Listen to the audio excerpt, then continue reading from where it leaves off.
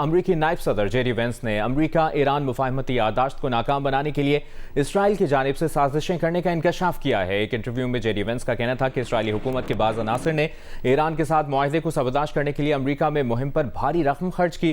गैर मुल्की असर रसूख की ऐसी मुहिम के बावजूद वो अमरीकी मफादात को अव्वलीन तरजीह देंगे। उन्होंने मजीद कहा कि ईरान के साथ तनाज़े का मुस्तकिल हल फौजी कार्रवाई नहीं बल्कि मुज़ाकरात और सिफारती मुआहदा है। उन्होंने उन मीडिया रिपोर्ट्स की तरदीद की जिसमें कहा गया था कि अमरीका ईरान में हुकूमत की तब्दीली के लिए ज़मीनी फौज भेजने का सोच रहा है। तर्जुमान दफ्तर खारजा का कहना है कि इस्लामाबाद मुफाहमती याददाश्त खत्म नहीं हुई, ये आज भी मौसर और काबिल अमल फ्रेमवर्क है। फरीक़ैन जब कशीदगी का रास्ता छोड़ेंगे तो अमन की वापसी इस्लामाबाद मुफाहमती याददाश्त के जरिए ही मुमकिन होगी। तर्जुमान दफ्तर खारजा ने इस्लामाबाद में हफ्तावार ब्रीफिंग में कहा कि पाकिस्तान अमन की कोशिशों से दस्तबरदार नहीं हुआ। पाकिस्तान की जानिब से सालिसी की कोशिशें जारी है। पाकिस्तान खित्ते के अहम ममालिक से मुसलसल सिफारती राब्ते में है। तर्जुमान दफ्तर खारजा ने मजीद कहा कि पायदार अमन और इस्तेहकाम के लिए सिफारतकारी और मुज़ाकरात ही वाहिद रास्ता है। तमाम फरीक़ैन पाकिस्तान कतर मुश्तरका एलामिया के मुताबिक तकनीकी सतह के मुज़ाकरात दोबारा शुरू करें। मौजूदा कशीदगी से मुतअद्दिद ममालिक तवानाई, तिजारत और ग़िज़ाई तहफ़्फ़ुज़ के हवाले से मुतासिर हो रहे हैं। आबना हुर्मुज़ में जल्द मामूल की सूरत हाल की बहाली, जहाज़ रानी की आज़ादी, सलामती और तहफ़्फ़ुज़ यकीनी बनाना नागुज़ीर है।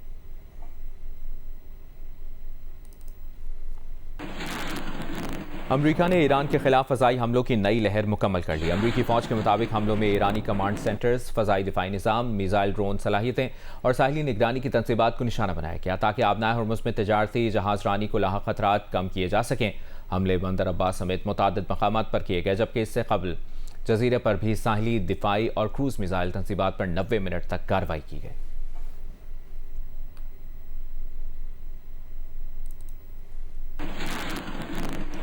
चिल्ड्रन कैंसर अस्पताल और ज़ायरीन करबला के लिए पानी की तनसीब पर अमरीकी हमले के बाद ईरान की जवाबी कार्रवाइयाँ जारी हैं।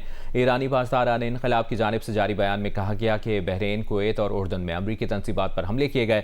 बहरीन में शेख ईसा एयरबेस पर अमरीकी फ़ज़ाई निगरानी और कंट्रोल रडार्स को निशाना बनाया गया। एयरबेस पर सुपरहॉक रेडार सिस्टम्स, पेट्रियट दिफाई निज़ाम, ईंधन तनसीबात को भी निशाना बनाया गया है। कुवैत में अलैहिस्सलाम अमरीकी फ़ज़ाई अड्डे पर मुख्तलिफ तनसीबात को निशाना बनाया गया। पासदारान इनकलाब का कहना कि कुवैत में सैटेलाइट मवासलाती मरकज़, इब्तदाई वार्निंग रेडार और अमरीकी फ़ौजी तनसीबात को निशाना बनाया गया है। उर्दन के अज़रक एयरबेस पर अमरीकी कमांड एंड कंट्रोल सेंटर को निशाना बनाया गया। उर्दन में अमरीकी जंगी तैयारों की तनसीबात को खैबर शिकन बैलिस्टिक मिज़ाइलों से निशाना बनाया गया। पासदारान इनकलाब का कहना है कि कुवैती अवाम अमरीकियों को अपनी सरजमीन फ़लस्तीन, लबनान, ईरान, यमन के खिलाफ इस्तेमाल न करने दें।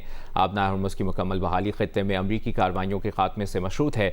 उधर बहरीनी वज़ारत दिफ़ा का कहना है कि ईरान की जानिब से किए गए मुतअद्दिद फ़ज़ाई हमलों को नाकाम बना दिया गया।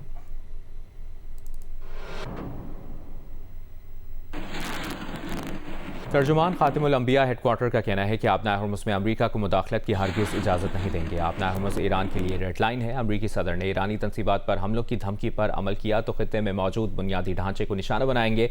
उधर ईरानी फ़ौज के तर्जुमान का कहना है कि अमरीका ने हमले जारी रखे तो जंग का दायरा नए महाज़ों तक फैल जाएगा। ईरान ने अभी अपनी तमाम अस्करी सलाहियतें इस्तेमाल नहीं की। दुश्मन की कार्रवाइयाँ जारी रहीं तो ईरान का जवाब हालात के मुताबिक और दुश्मन की तवक्कुआत से बढ़कर होगा। तर्जुमान ने मज़ीद कहा कि ईरान का अपने हमसाया ममालिक या खित्ते की इस्लामी रियासतों से तसादुम का कोई इरादा नहीं। ईरान हमेशा इलाकाई ताउन और बिरादराना ताल्लुकात के फ़रोग़ का ख़्वाह रहा है। ईरानी मुसल्लह अफ़वाज अपनी जिम्मेदारियों की अदायगी में कोई कसर नहीं छोड़ेंगे।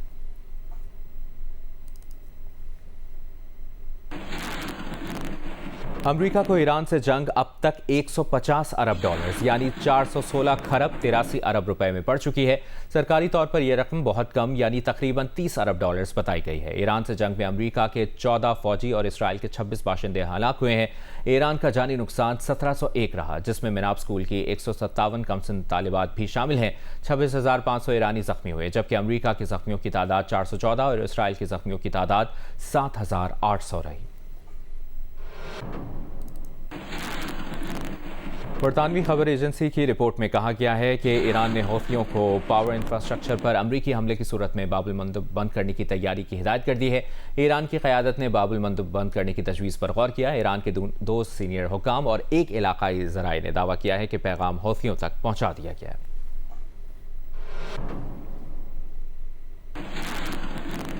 वज़ीर-ए-आज़म शहबाज शरीफ की ज़ेर सदारत खत्ते में कशीदगी के मुल्की मईशत पर असरात से मुतालिक जायज़ा इजलास हुआ।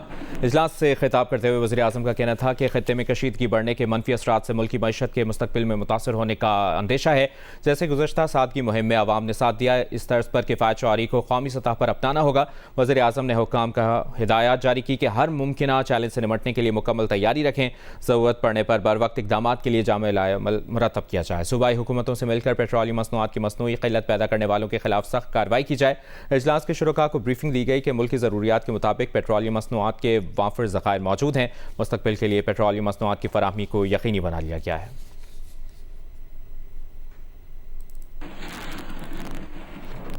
पाक फौज, FC बलूचिस्तान और पुलिस का मुश्तरका ऑपरेशन शाबान जारी है। सिक्योरिटी ज़राए का कहना है कि मौसर कार्रवाइयों में खारजी दहशतगर्दों को भारी नुकसान का सामना है। सिक्योरिटी फोर्सेस की कार्रवाइयों में मजीद 3 दहशतगर्द हलाक हुए। खारजी दहशतगर्दों की दुश्वार गुजार इलाकों में कमीनगाहों को कामयाबी से निशाना बनाया गया। 5 जुलाई से अब तक मुख्तलिफ ऑपरेशन में मजमूई तौर पर 129 खारजी दहशतगर्द हलाक हो चुके हैं।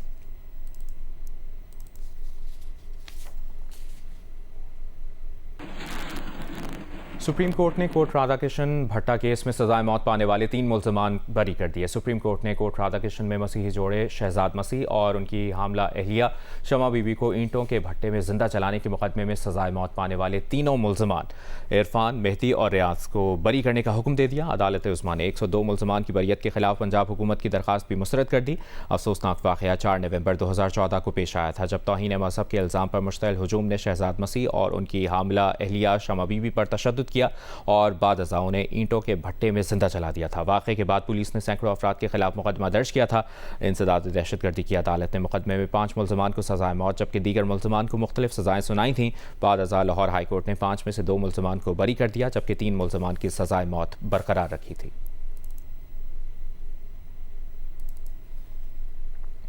वफाकी वज़ीर दाखिला मोहसिन नकवी ने वाशिंगटन में बोइंग कंपनी के हेडक्वार्टर्स के दौरे में तैयारा साज कंपनी के सदर से मुलाकात की है। मुलाकात में PIA के लिए 16 नए तैयारों की खरीदारी के लिए ऑप्शंस पर बातचीत की गई। बेहतरीन डील को जल्द अज जल्द हतमी शक्ल देने पर इत्तफाक किया गया। वज़ीर दाखिला मोहसिन नकवी ने तैयारा साजी की सनत में कंपनी के कलीदी किरदार को सराहा। नए तैयारों की जल्द खरीदारी में ताउन की यकीन दहानी पर शुक्रिया अदा किया। मुलाकात में निजी एयरलाइन कंपनी की नई मैनेजमेंट का वफ्द भी मौजूद था। Chairman overseas Pakistanis foundation Syed Qamar Raza ने कल अदम जॉइंट अवामी एक्शन कमेटी के प्रेस रिलीज़ पर वजाहती बयान जारी किया है। सैयद कमर रज़ा का कहना है कि जॉइंट अवामी एक्शन कमेटी का प्रेस रिलीज़ हक़ाइक़ को क़यास आराइयों की बुनियाद पर मस्क कर रहा है। राबते का मकसद खालिस्तन ज़ाती ख्वाहिश के तहत मसले का पुरअमन हल तलाश करना था। ओवरसीज़ पाकिस्तानियों की फलाह और उनके तहफ़्फ़ुज़ात का अज़ाला उनकी अवलीन ज़िम्मेदारी है। कल अदम अवामी एक्शन कमेटी से राबता उन्हें तशद्दुद से बाज रखने और पुरअमन रास्ता इख्तियार करने के लिए किया गया था। कमेटी के बेशतर अफराद ने पुरअमन हल की तजवीज़ पर मंतकी और मुस्बत रद्द-ए-अमल दिया। ताहम बाज़ अनासर ज़ाती और नेकनियती पर मबनी इक़दाम को सस्ती मीडिया तशहीर के लिए इस्तेमाल कर रहे हैं। चेयरमैन OPF ने कहा कि उनकी कोशिश का वाहिद मैंडेट इस इलाके और इसके बाशिंदों से मोहब्बत और उनकी फलाह था। अमन, मुफाहमत और अवामी फलाह के लिए उनकी कोशिशें किसी मनफी मुहिम से मुतासिर नहीं होंगी। अपडेट करें आपको। Chairman overseas Pakistanis foundation Syed Qamar Raza ने कल अदम जॉइंट अवामी एक्शन कमेटी के प्रेस रिलीज़ पर वजाहती बयान जारी किया है। सैयद कमर रज़ा का कहना है कि जॉइंट अवामी एक्शन कमेटी का प्रेस रिलीज़ हक़ाइक़ को क़यास आराइयों की बुनियाद पर मस्क कर रहा है। राबते का मकसद खालिस्तान ज़ाती ख्वाहिश के तहत मसले का पुरअमन हल तलाश करना था। ओवरसीज़ पाकिस्तानियों की फलाह और उनके तहफ़्फ़ुज़ात का अज़ाला उनकी अवलीन ज़िम्मेदारी है। कल अदम अवामी एक्शन कमेटी से राबता उन्हें तशद्दुद से बाज रखने और पुरअमन रास्ता इख्तियार करने के लिए किया गया था। कमेटी के बेशतर अफराद ने पुरअमन हल की तजवीज़ पर मंतकी और मुस्बत रद्द-ए-अमल दिया। ताहम बाज़ अनासर ज़ाती और नेकनियती पर मबनी इक़दाम को सस्ती मीडिया तशहीर के लिए इस्तेमाल कर रहे हैं। चेयरमैन OPF ने कहा कि उनकी कोशिश का वाहिद मैंडेट इस इलाके और इसके बाशिंदों से मोहब्बत और उनकी फलाह था। अमन, मुफाहमत और अवामी फलाह के लिए उनकी कोशिशें किसी मनफी मुहिम से मुतासिर नहीं होंगी। ये chairman overseas Pakistanis foundation Syed Qamar Raza ने कल अदम जॉइंट अवामी एक्शन कमेटी के प्रेस रिलीज़ पर वजाहती बयान जारी किया है। उसमें कहा गया है कि जॉइंट अवामी एक्शन कमेटी का प्रेस रिलीज़ हक़ाइक़ को क़यास आराइयों की बुनियाद पर मस्क कर रहा है। राबते का मकसद खालिस्तान ज़ाती ख्वाहिश के तहत मसले का पुरअमन हल तलाश करना था। ओवरसीज़ पाकिस्तानियों की फलाह और उनके तहफ़्फ़ुज़ात का अजाला उनकी अव्वलीन जिम्मेदारी है। कल अदम अवामी एक्शन कमेटी से रब्ता उन्हें तशद्दुद से बाज रखने और पुरअमन रास्ता इख्तियार करने के लिए किया गया था। कमेटी के बेशतर अफराद ने पुरअमन हल की तजवीज़ पर मंतकी और मुस्बत रद्द-ए-अमल दिया। ताहम बाज़ अनासिर ज़ाती और नेक नियति पर मबनी इक़दाम को सस्ती मीडिया तशहीर के लिए इस्तेमाल कर रहे हैं। चेयरमैन OPF ने यह भी कहा है कि उनकी कोशिश थी कि वाहिद मैंडेट इस इलाके और इसके बाशिंदों से मोहब्बत और उनकी फलाह था। आम मुफाहमत और अवामी फलाह के लिए उनकी कोशिशें किसी मनफी मुहिम से मुतासिर नहीं होंगी। ये प्रेस रिलीज़ पर वजाहती बयान जारी किया गया है। जो कल अदम जॉइंट अवामी एक्शन कमेटी का प्रेस रिलीज़ है उस पर वजाहती बयान जारी करते हुए chairman overseas Pakistanis foundation Syed Qamar Raza ने कहा है कि कमेटी के बेशतर अफराद ने पुरअमन हल की तजवीज़ पर मंतकी और मुस्बत रद्द-ए-अमल दिया। ताहम बाज़ अनासिर ज़ाती और नेक नियति पर मबनी इक़दाम को सस्ती मीडिया तशहीर के लिए इस्तेमाल कर रहे हैं और ये भी कहा कि ओवरसीज़ पाकिस्तानियों की फलाह और उनके तहफ़्फ़ुज़ात का अज़ाला उनकी अव्वलीन जिम्मेदारी है। कल अदम अवामी एक्शन कमेटी से रब्ता उन्हें तशद्दुद से बाज रखने और पुरअमन रास्ता इख्तियार करने के लिए किया गया था। ये भी कहा है कि उनकी कोशिश का वाहिद मैंडेट इस इलाके और इसके बाशिंदों से मोहब्बत और उनकी फलाह था। आम मुफाहमत और अवामी फलाह के लिए उनकी कोशिशें किसी मनफी मुहिम से मुतासिर नहीं होंगी।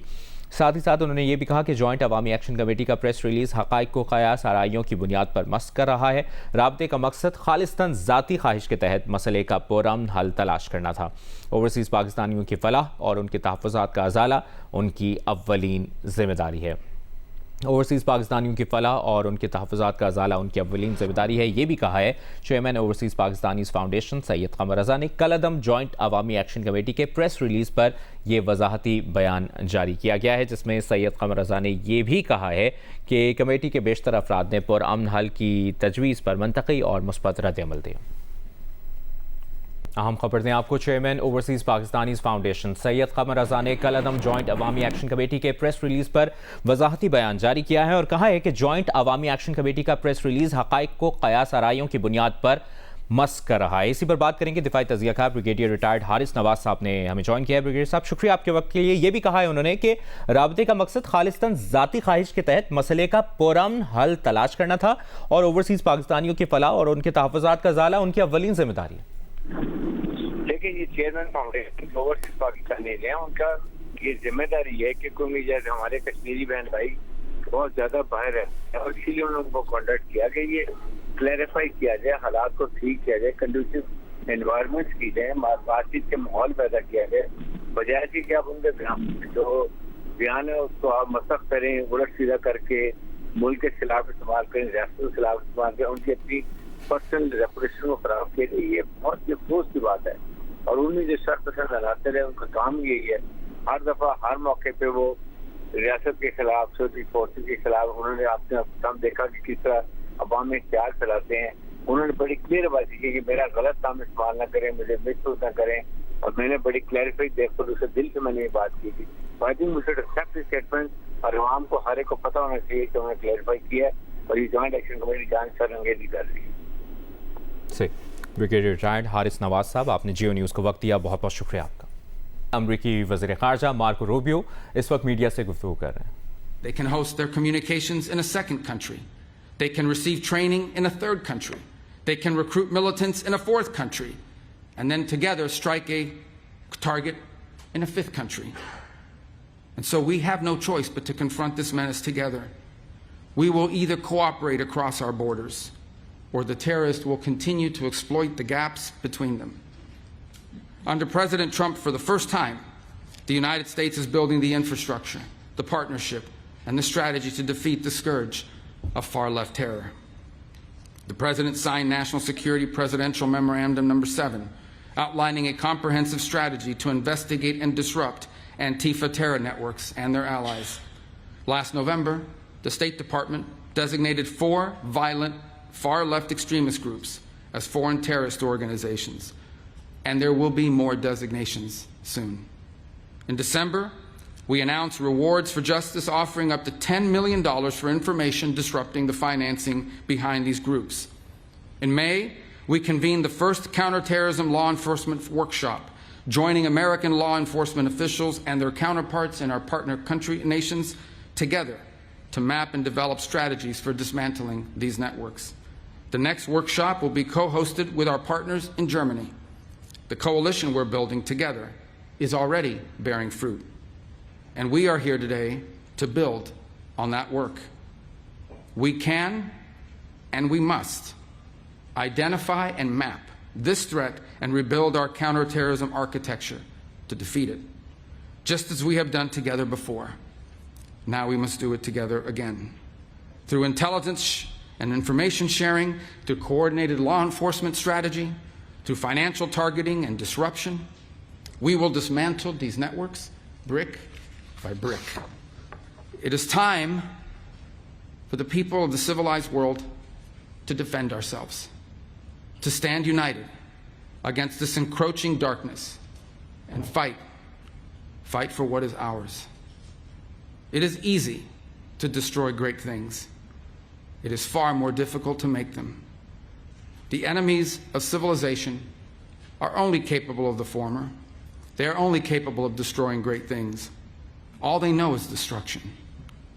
But we have built great things together. We have done it time and again. We know what we must do, and now we must do it. Thank you for coming today.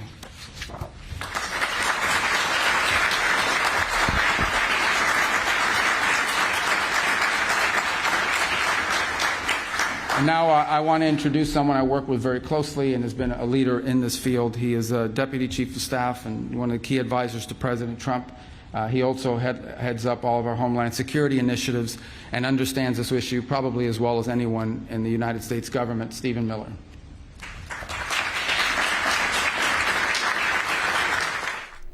अमरीकी वज़ीर ख़ारजा Marco Rubio तक़रीब से खिताब कर रहे थे।